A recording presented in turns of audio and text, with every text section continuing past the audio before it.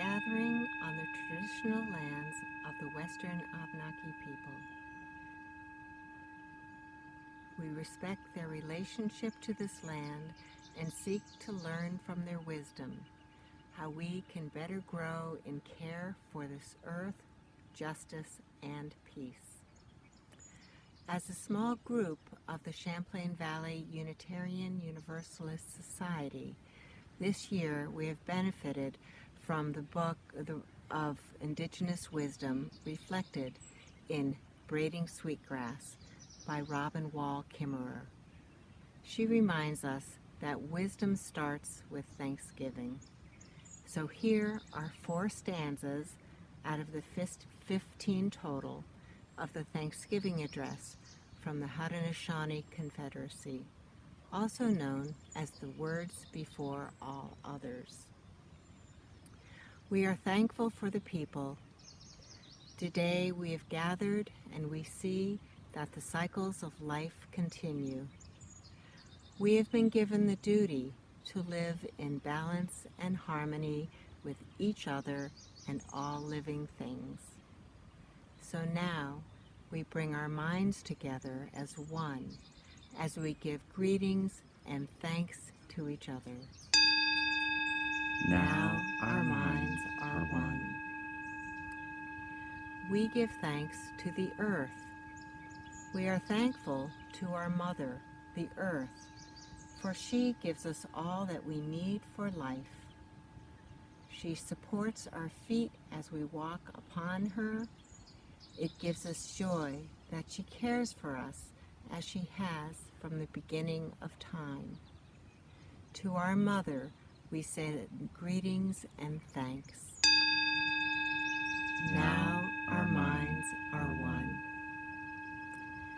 Now we turn toward the vast fields of plant life. As far as we can see, the plants grow, working many wonders. With one mind, we turn to honor and thank all the food plants we harvest from the garden. Since the beginning of time, the grains, vegetables, beans, and berries have helped the people survive.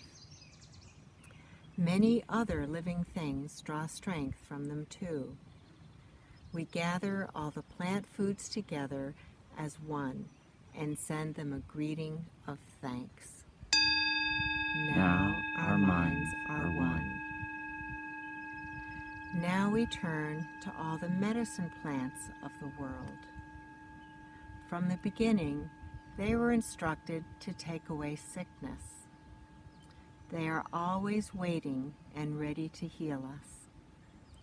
We are happy there are still among us those special few who remember how to use these plants for healing. With one mind, we send greetings and thanks to the medicine plants. Now our minds are one.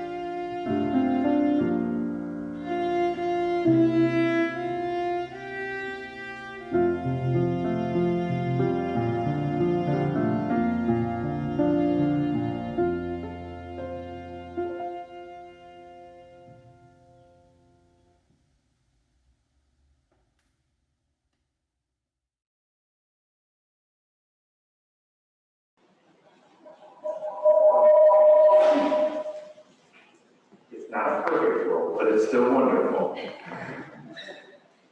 And it is wonderful to be here with some friends in person, and those of you who are joining us on Zoom or YouTube.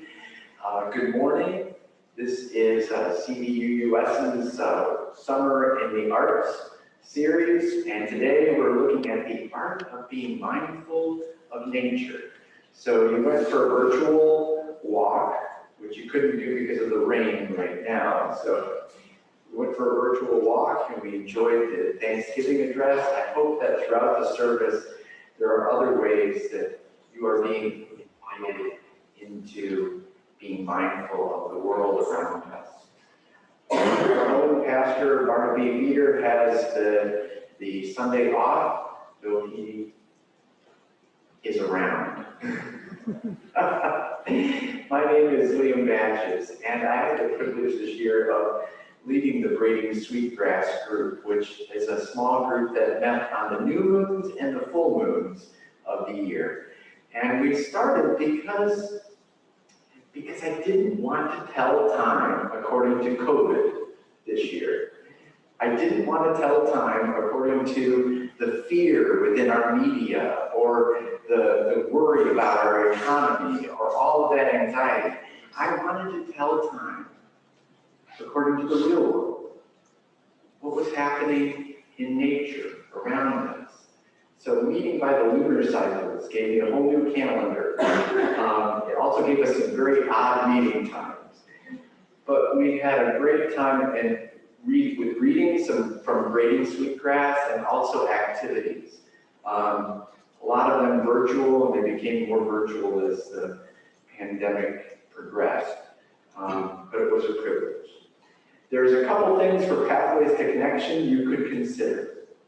One, hey, we have a full moon this week.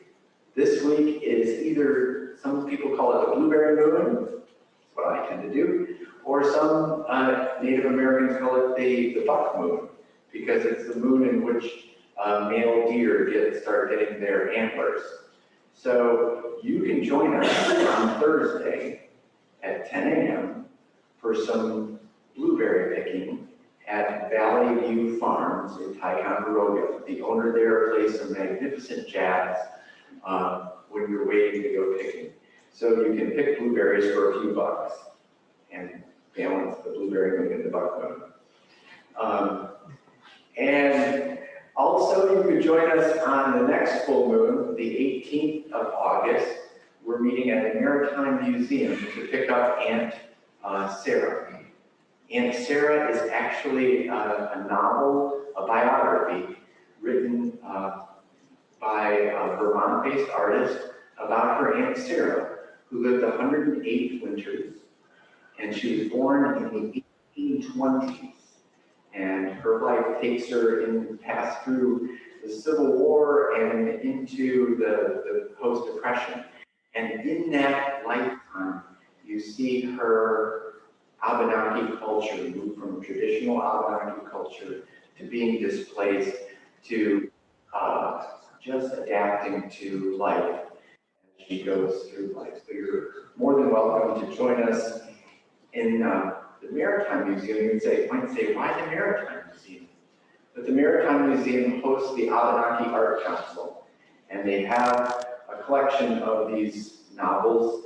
And so we'll pick up Aunt Sarah there, and also become familiar with the Abenaki's place within our neighborhood. Those are some pathways to connection. This group also helped us connect with people who wouldn't otherwise be able to be here. So there are a couple of members that this is their first time in the sanctuary for several years, or at all. One new member and new friend, I should say a new friend, Mary, I'd say it wrong, Sadada. Mary Sadada, neighbor, friend, and her husband Don are here, and Mary's going to be doing our chalice lighting.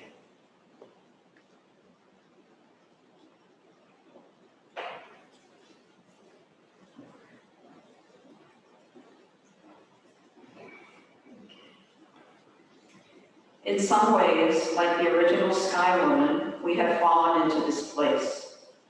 In some ways, like Sky Woman, we have been supported by the many gifts of the world around us: water, earth, Turtle Island, creatures, and plants. In some ways, our lives as humans, animals, and plants are braided together and inseparable, interrelated and interdependent. In some ways, when humans braid sweetgrass, we are acknowledging this. We are braiding the hair of Mother Earth, showing her our loving attention, our care for her beauty and well-being, in gratitude for all she has given us. During this time together, may we braid together our thoughts and intentions and grow in our appreciation of our relations within the real world. We light this chalice in thanksgiving for brother sun shining upon all the children of Mother Earth, the plants, the animals, and the people.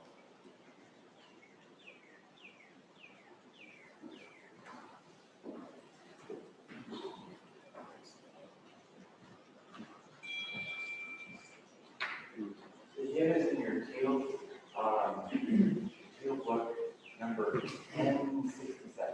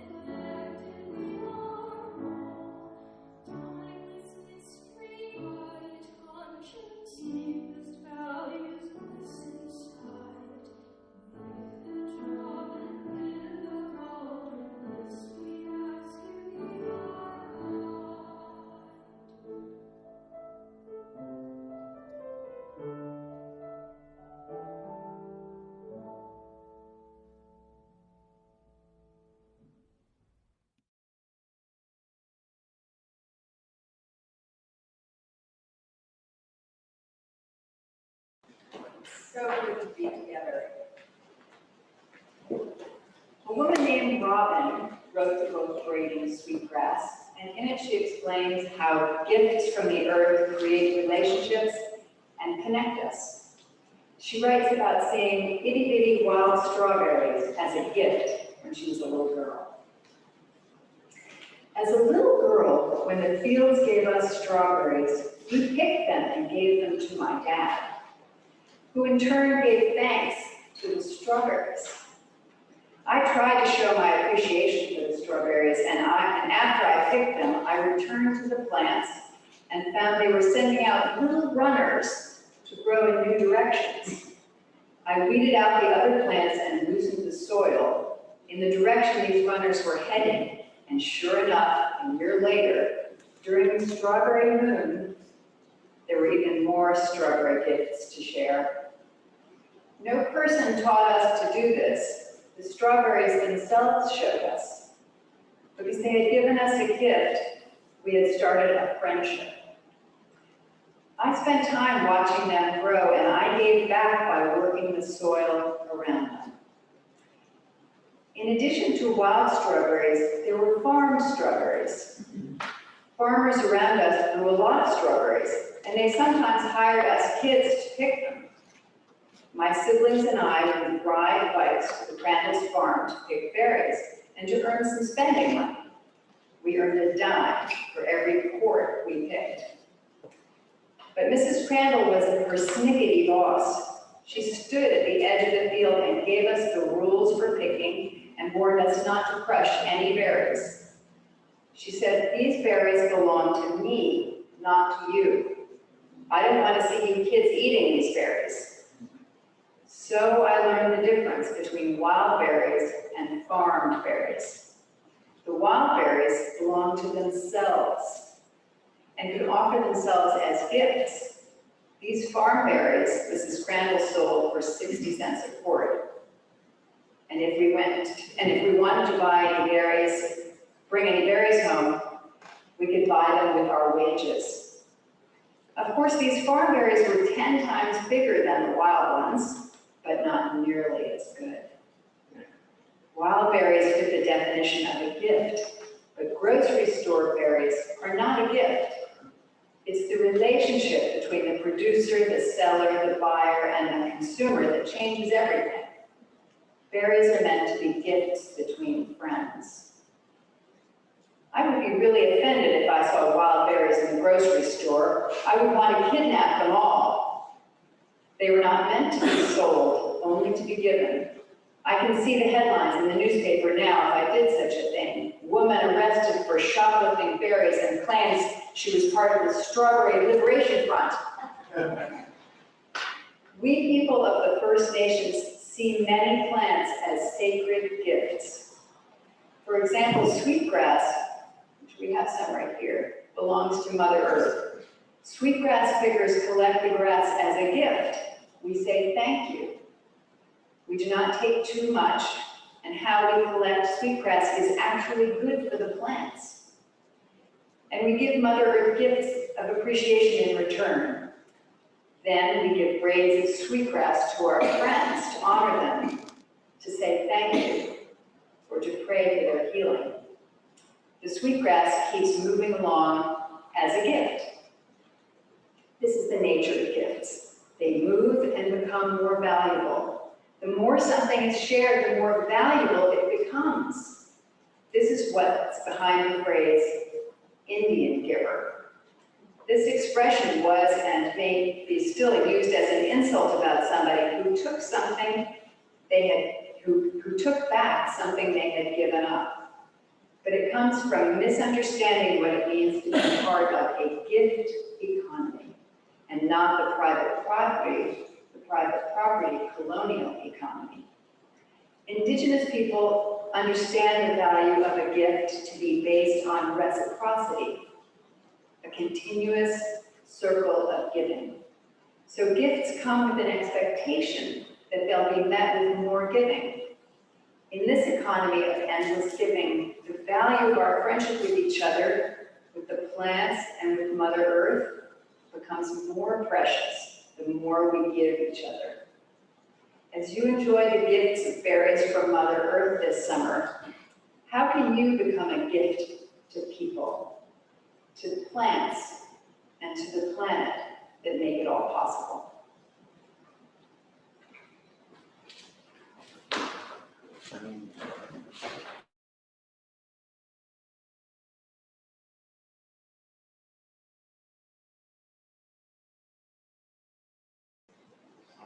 Do you have your video first? Wait a minute.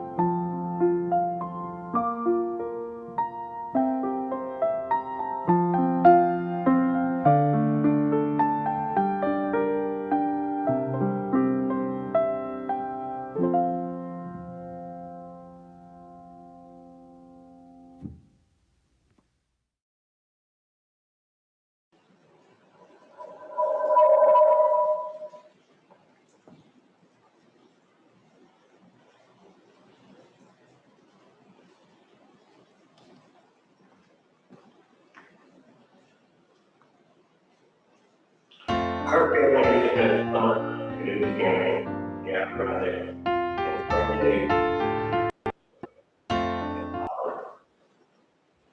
I can picture my father in his red checked wool shirt standing atop the rocks above the lake.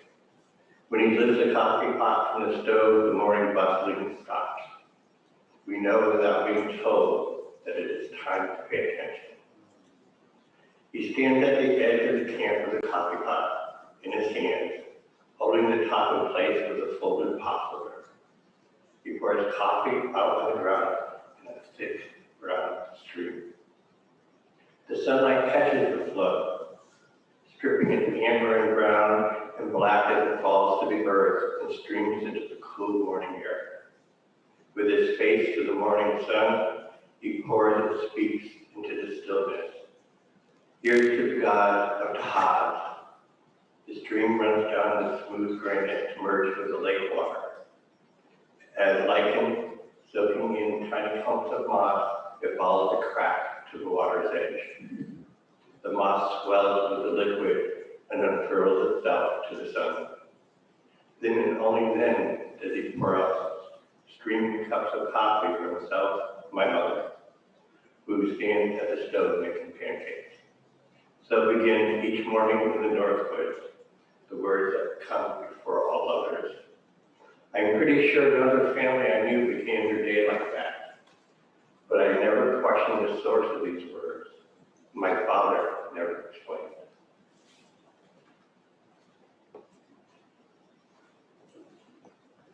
Robin continues, much of who I am and what I do is wrapped up in my father's offering by the lakeshore. Each of my days still begins with a version of Here's to the Gods of Tahaz, a thanksgiving for the day. But years later, with my own answer already in place, I asked my father, where did this ceremony come from? Did you learn it from your father and he from his? Did it stretch all the way back to the time of canoes? He thought for a long time.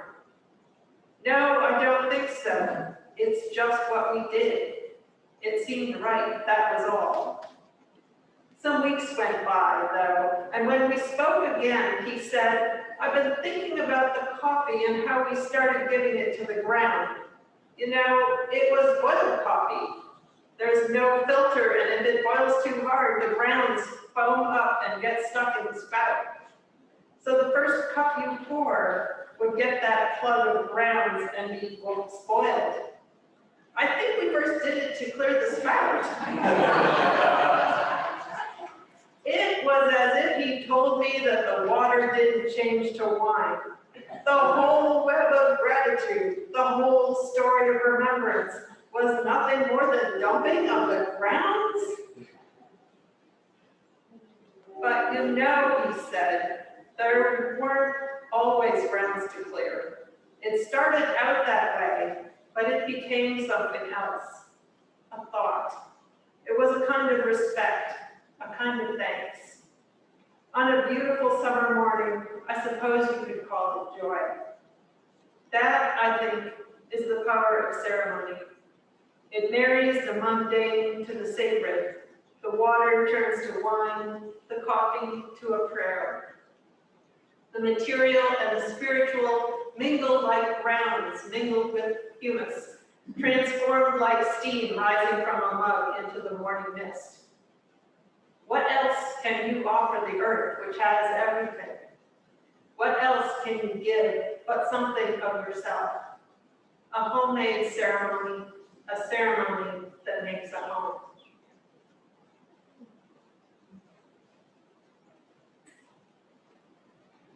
And now it is time for our offer.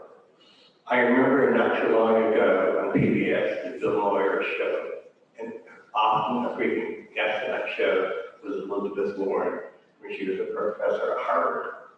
And she taught nothing more than about the spiral down economically, middle class, and those who consider themselves middle class, spiral down to those needing public assistance to medical debt.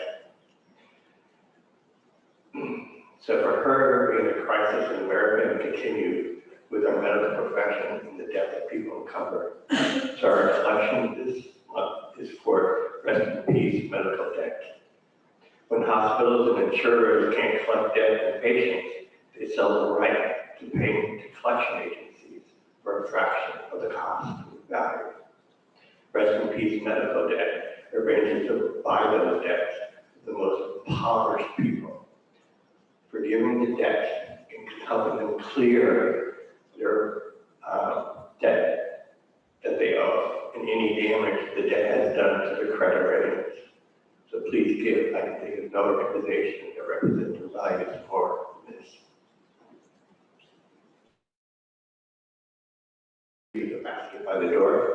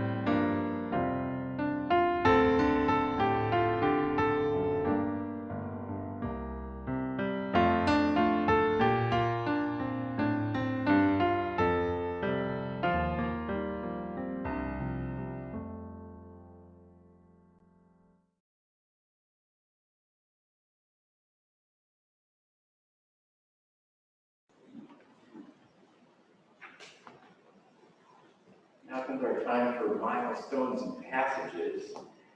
Didn't have any that were emailed to me earlier. If there are some that want to be shared from the floor, that seems like the easiest way to do. I'll pause briefly. Yes, Jean?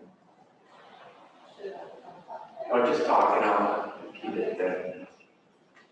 I have missed a few services in the last few weeks for very wonderful reasons. My daughter and I got to travel to Michigan to visit my mom and my sister, and then my husband's family visited, and then we moved back to Boston last weekend, so it's like uneventful few weeks. Whoa, a family kind of coming together and traveling and also saying goodbye and shifting to other chapters of life. Definitely several milestones and passages. Any others that someone wants to share?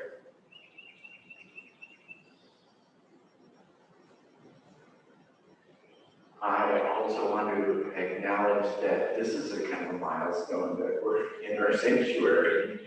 And it's a gradual passage that we're working on. As we're working through the technology and we're working with kind of changing COVID sensitivities, it's so good to be here. But I want to give a special thank you to Richard and Margie and Abby and the team that is trying to solve all the technical problems to make it possible to be present and also present with members who are not able to be here physically. Just to give thanks for all that teamwork. Yes, definitely. We also acknowledge milestones and passages about justice and of different peoples. And there are milestones, some painful milestones in the lives of First Nations people. And you think about the passages of being displaced, of betrayed, broken treaties, of being targeted for genocide, and then displaced again, of children being separated from their parents and put into boarding schools, and some of them not returning home, and punished for using their native language, and witnessing the degradation of the natural spaces and the places that you count as sacred. So many difficult milestones and passages, but also some of hope. Recently, those discoveries of mass graves in the boarding schools in Canada, and a reminder of that boarding school policy of taking children, Indigenous children, away from their parents and taking the Indian out of them, and some of those children not surviving the abuse and education that we gave them, and then being buried at those schools. When we heard that in the news, ironically, the chapter in Braiding Sweetgrass we were reading was putting down roots. And the conversation was at Ganagerake, which is a Mohawk village in upstate New York that I've brought youth groups to do service projects to, but it's in the Mohawk Valley. And Robin is meeting Tom Porter, the leader of that community there. And they're talking about Carlisle. Carlisle, one of our boarding schools in Pennsylvania.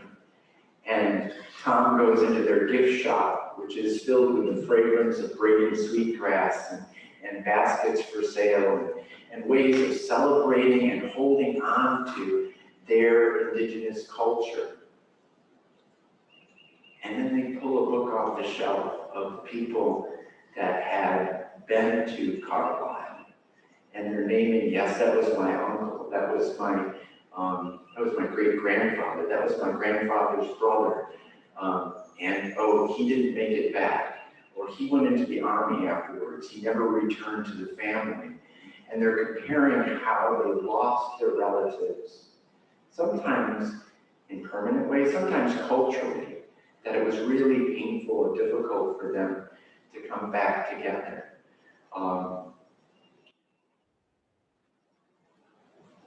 And one of the passages is about planting sweetgrass and trying to reestablish that native grass in the Mohawk Valley, much like trying to reestablish their culture and their way of being in their family systems after so much painful struggle. So we're mindful of those passages. We're grateful for the promises of hope. We have an Indigenous person leading our Department of Interior, Deb Holland, and she is making sure we investigate all of our boarding schools and that we are accountable and responsible for every child who was entrusted into our care, and somehow make some reparations or acknowledgement of the pain that we need to repair. So it's been a difficult and a rocky road for our First Nations, and yet the waters of justice are flowing through and bringing healing. In this time of meditation, join us as we go through a walk by Lana Falls and some time by Silver Lake, thinking about the milestones and passages of our land.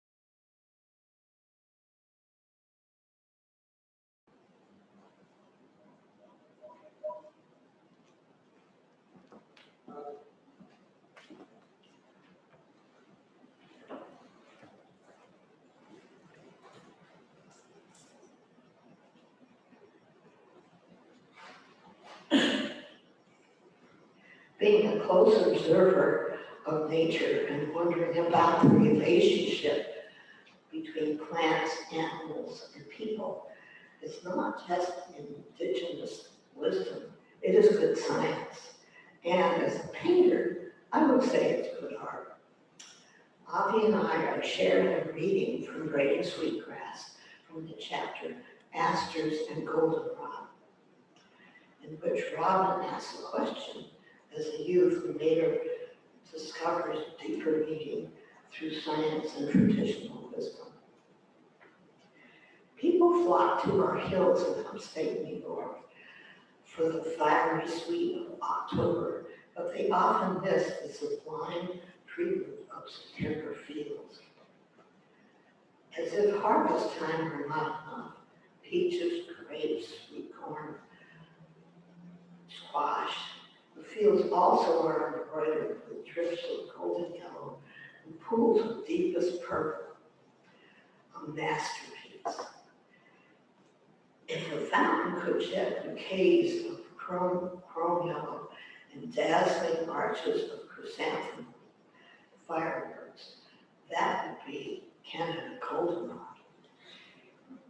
Each 3-foot stem is a geyser of tiny gold daisies, ladylike in miniature, exuberant and mass. Where the soil is damp enough, they could stand side by side and be perfect counterpart to New England asters. Not the pale domesticates of perennial borders or weak sauce of lavender or sky blue, but full-on royal purple that would make a violet shrink. The daisy-like fringe of purple petals surrounds a disc bright as the sun at high noon, a gold orange pool, just a tantalizing shade darker than the surrounding goldenrod. Alone, each is a botanical superlative. Together, the visual effect is stunning.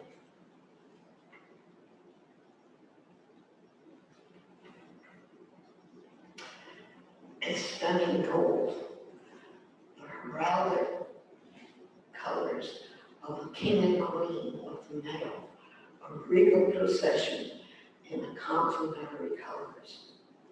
This is why I told my college advisor that I wanted to learn about asters and goldenrod.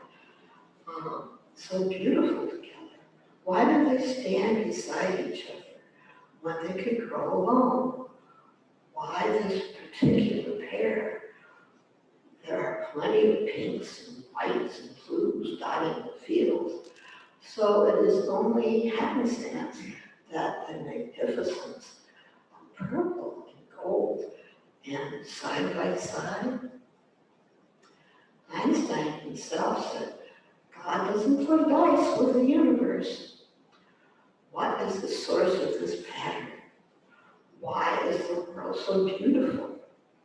It could so easily be otherwise. It seemed to me like a good question to ask.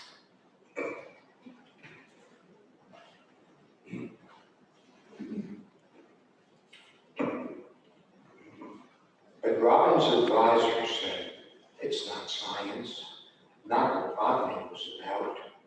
She wanted to know, Robin wanted to know why certain stems bent easily for baskets and some would break. Why the biggest berries grew in the shade and why they made us medicines.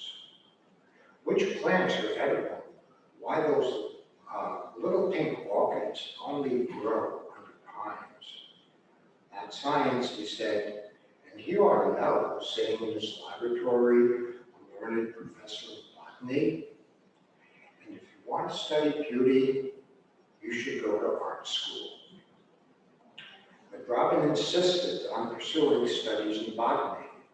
At first, she suppressed her childhood questions and her indigenous traditions, but later understood that science and indigenous wisdom are best woven together.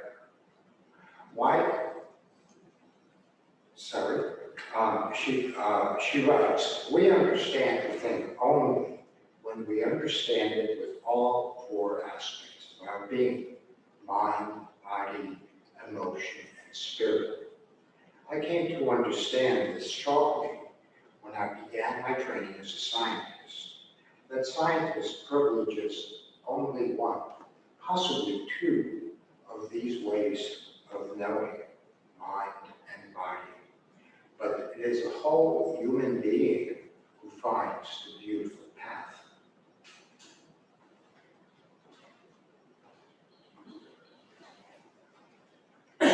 That September pairing, purple and gold, is reciprocity. Its wisdom is that the beauty of one is illuminated by the radiance of the other. Science and art, matter and spirit, indigenous knowledge, and Western science. Can they be goldenrod ambassadors for each other? Can they become complementary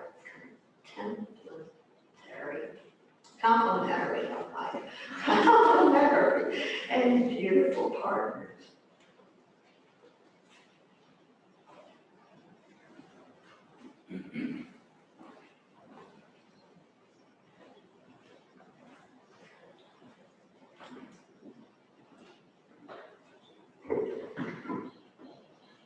My name is Alan Moore, and together with Carol Harden, we're going to read a section of Robin Wall Kimmerer's book, Raising Sweetgrass, which has to do with cattails. Robin would like to take her classes into the field to experience her teaching directly in nature. The following reading is about a class which she took into the field to talk about and to experience cattails. To pull cattails, you reach under the water to the base of the plant and tug. If the sediments are loose enough, or if you're strong enough, you can pull up the whole plant, rhizome and all. The problem is that you can't tell whether the shoot will snap or not until you tug with all your might and it suddenly breaks free, leaving you sitting in the water with muck dripping from your ears.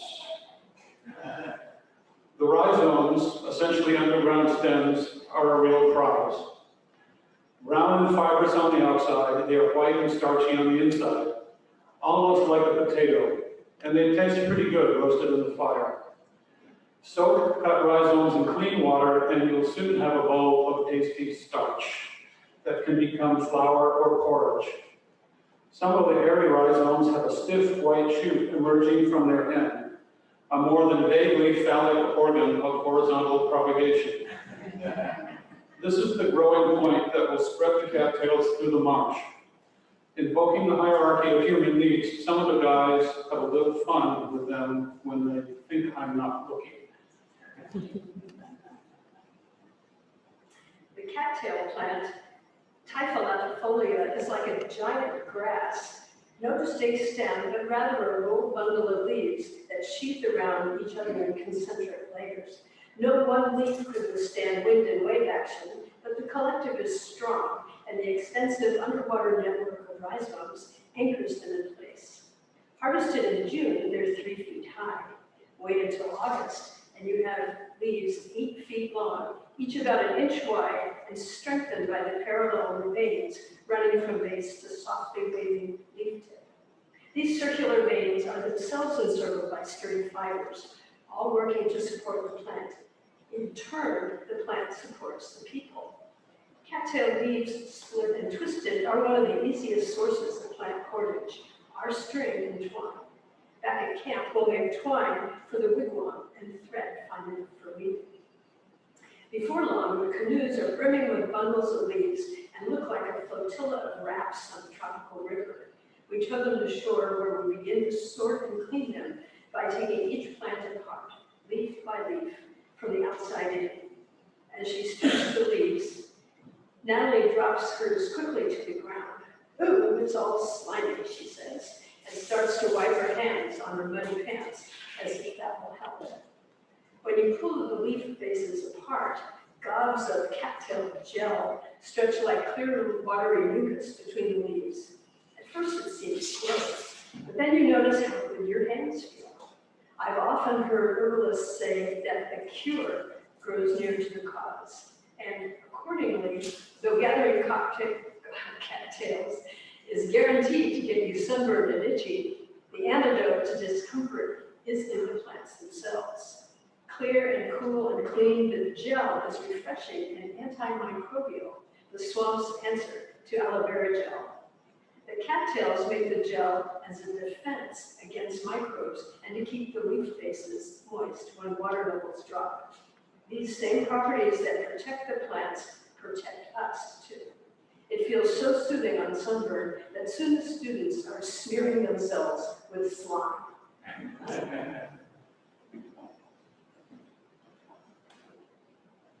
The cattails have made a superb material for shelter with leaves that are long, water repellent, and packed with closed cell foam for insulation.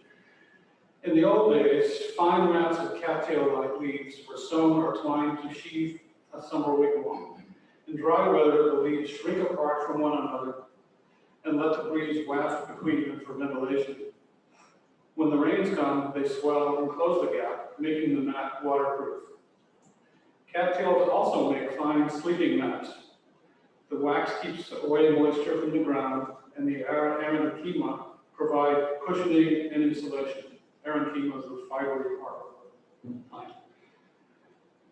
A couple of cattail mats, soft, dry, and smelling like fresh hay, under your sleeping bag, make for a cozy mat. Squeezing the soft leaves between her fingers, Natalie says, it's almost as if the plants made these things for us. The parallels between the adaptations evolved by the plants and the needs of the people are indeed striking. In some native languages, the term for plants translates to those who take care of us.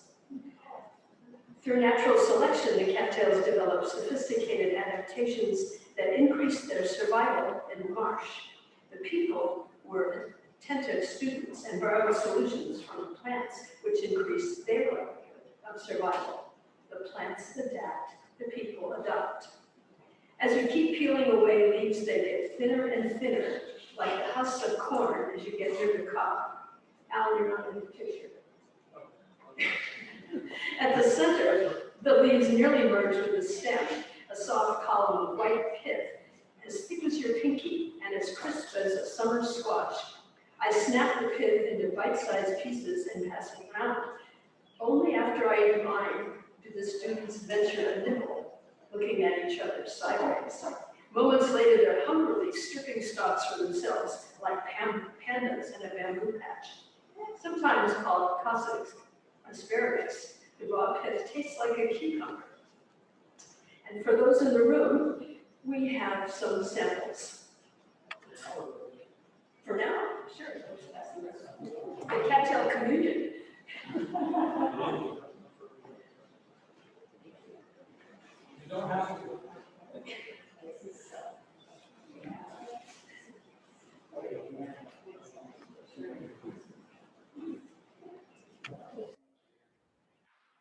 Little break like this.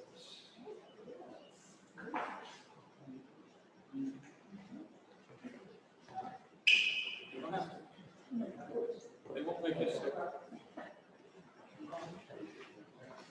You got some more of those.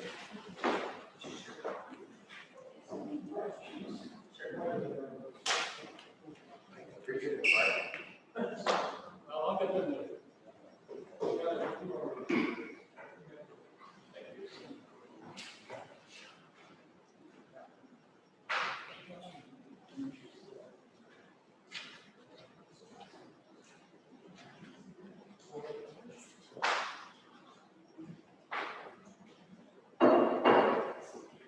My name is Larry Vanderberg. Robin's book, Braiding Sweetgrass, is such an eloquent and evocative piece of writing that the best I can do to justly convey her message for this service is to paraphrase as much as possible.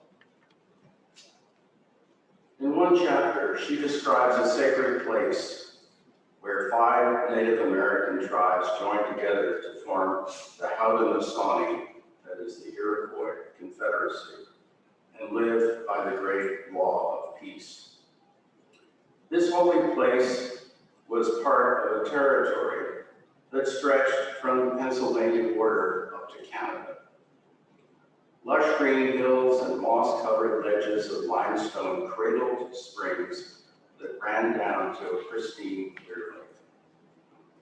The advance of white settlers, industry, federal and state governments, and a long series of treaties, all broken, have completely transformed this special place. We know it as Onondaga Lake, around which the city of Syracuse, New York was built. In the wake of industrial devastation, it became one of the most polluted lakes in the United States. 9 areas around this lake were designated Superfund sites. Beds of industrial waste and sewage ran 60 feet deep. Rainwater leached chemicals so intense it was as salty as soup and corrosive as lye. It had a pH of 11. It would burn your skin. Ms. Kimmerer revisited one of these largely deserted sites one late fall afternoon, sometime prior to 2013 when her book was published, and discovered it was then used for haunted Halloween hayrides offered by the local Lions Club, replete with mock displays of grisly executions, corpses, tombs, electric chairs, and the like. The Onondaga people initiated a long, tortuous process of remediation and restoration of the sacred ground with a lawsuit in 2005. 5 years later, a federal court dismissed the suit. But debates about what to do, how much to spend, who's responsible, and how to go about it continue to this day. In the face of thousands of environmental horrors like Onondaga, it would be easy to fall into despair.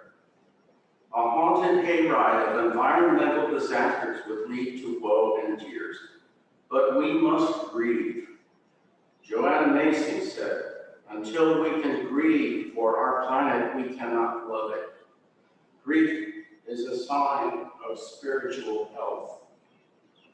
Kimmerer warns us, despair is paralysis. It robs us of our agency. It blinds us to our own power and the power of the earth.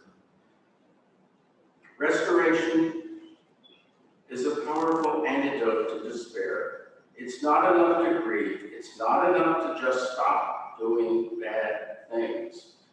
How we approach restoration of land depends on what we believe land means. Ms. Kimmerer envisions an environmental hayride with several scenes depicting different definitions of land. Stop 1, land as capital. A greasy white chalk sludge, a laborer placing the waste output pipe from a chemical plant. Behind him, a man in a suit. If land is only a means to make money, then these fellows are doing it right. Stop 2, land as property. If land is just private property, just a mine of resources, then you can do what you want with it and just move on. In this land as litter box approach, if you make a mess by mining or industry or soil depletion, all you need to do is cover up the mess when you leave. Stop number 3, land as machine. Engineers and foresters can reestablish function, and especially structure, to a very specific purpose. For example, using plants as an engineering solution to water pollution. If land is a machine and humans are the drivers, this makes sense. Think monoculture. Diversity may impede production. But in the indigenous worldview, ecosystems are not machines, but communities of sovereign beings. What if those beings were the drivers? Let's go to stop number 4. Land as teacher, land as healer. A scruffy patchwork of vegetation brought to you by the oldest and most effective land healers, the design firm of Mother Nature and Father Time, LLC. There are barren expanses without a living thing, but there are also teachers of healing: birch, alder, cattail, moss, switchgrass, anthills, maybe even some shrubs like honeysuckle and buckthorn. Plants and natural resources are in sole command.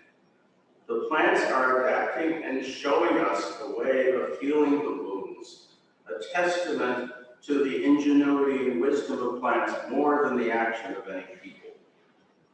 At Onondaga Lake, factories have closed and new sewage treatment plants have helped.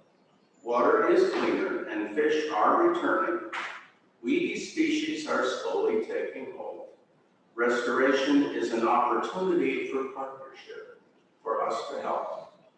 But our part of the work is not complete. Stop number 5, land as responsibility. Drastic changes created by miles of asphalt and decades of pollution on the scale of Onondaga mean that the plant life that first takes hold on restored land will likely be non-native species that can withstand the new conditions. The land will be naturalized, but not native.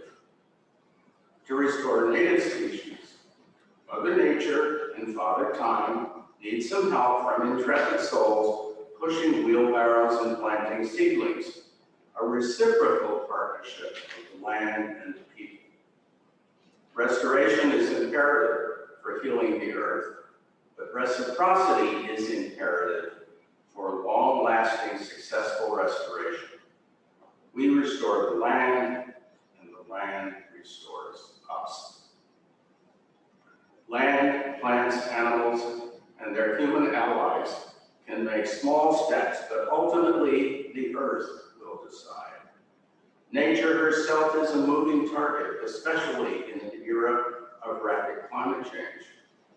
Here is where our most challenging and rewarding work lies, in restoring a relationship of respect, responsibility, reciprocity, and love. Step 6, stop 6, land as sacred, land as community. Despite many heartbreaking legal setbacks, the Onondaga people have not given up on their land. Driven by the great law of peace, they have continued to work to restore the lake and the land. They have held water communion ceremonies to celebrate the sacredness of Onondaga Lake and renew the covenant between the people and the water. Restoring land without restoring relationship is an empty exercise. It is relationship that will endure and relationship that will sustain the land.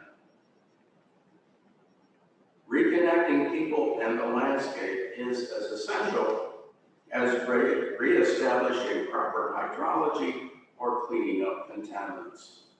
It is medicine for the earth. They continue in the hope that one day there will be another stop on the hayride that says, stop number 7, land as home.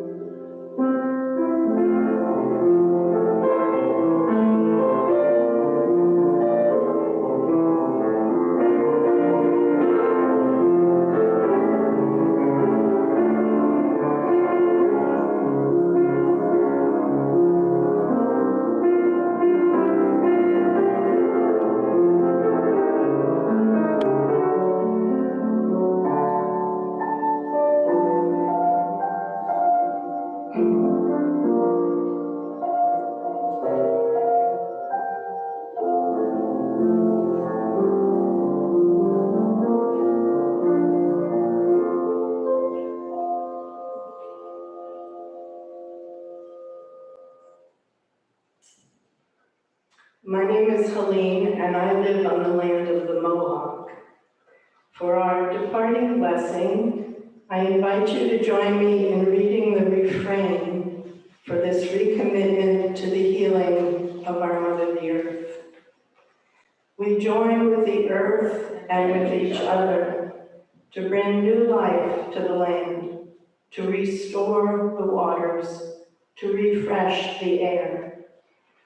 We join with the earth and with each other to renew the forests, to care for the plants, to protect the creatures.